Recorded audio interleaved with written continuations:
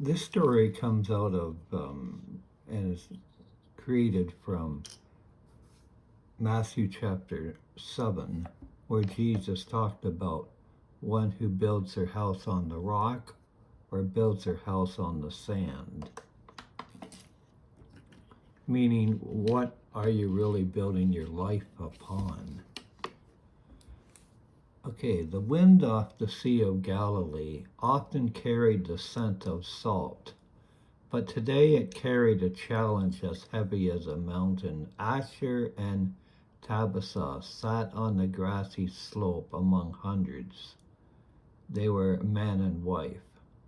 They had heard the law all their lives, but the words of the man from Nazareth, Jesus, felt like a plumb line held against the way of their lives. Whoever hears these sayings of mine and do them, Jesus' voice said, I will liken them unto a wise man, which built their house upon the rock.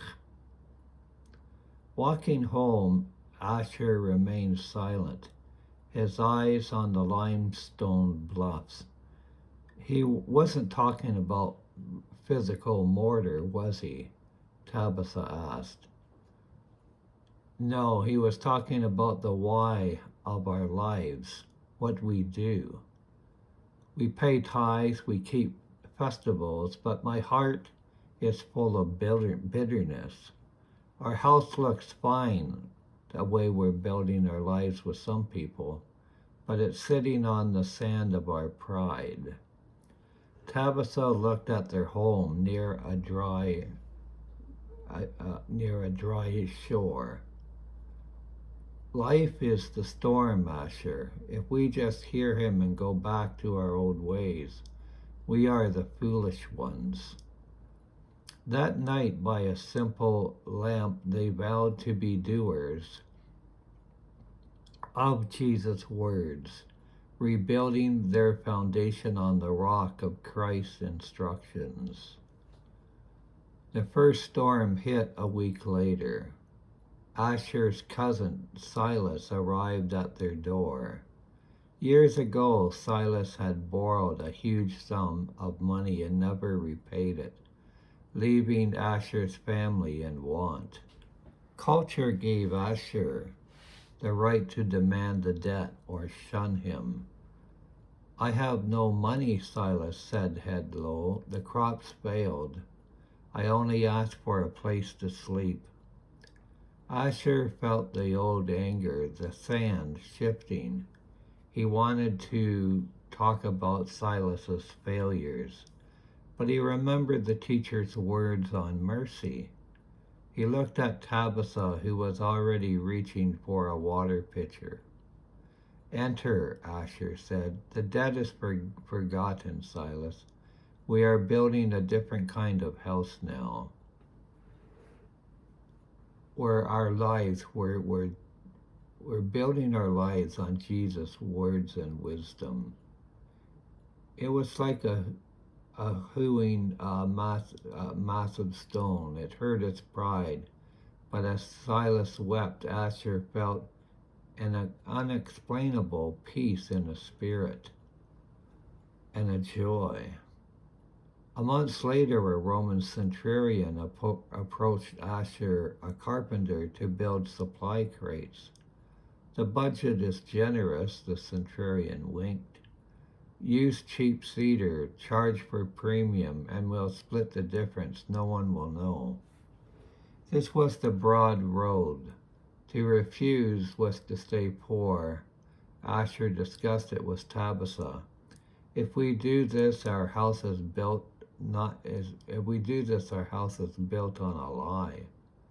We cannot have his life if we live a lie. Asher refused. He lost the contract. For weeks they ate only simple lentil stew. Neighbors whispered they were foolish, but inside their home there was no fear of being found out. Their foundation was solid. It's the true test. The great rain came in winter. A fever swept through the city. It was a storm of grief and fears.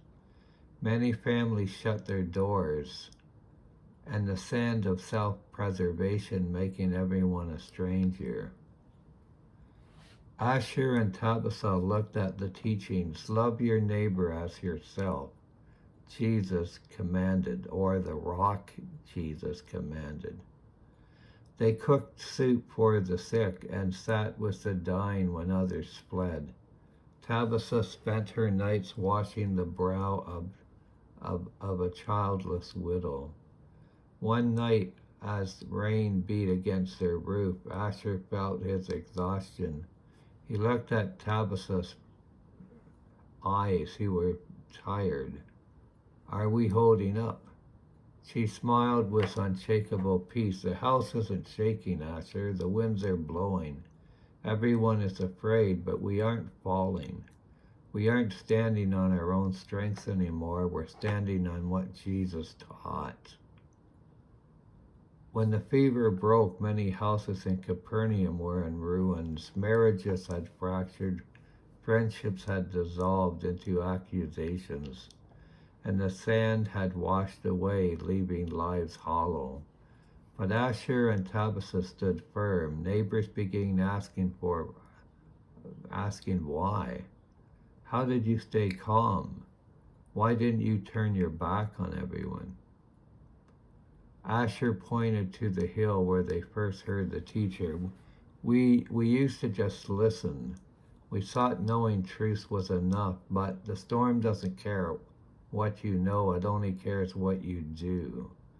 We stopped building on our own ideas and started building on the rock of Jesus' teaching. We found that when you live inside the perimeters of his words, you find life the storm cannot touch. They lived out their days as doers of Jesus' words, realizing the narrow gate and the rock were the same, the person of Jesus.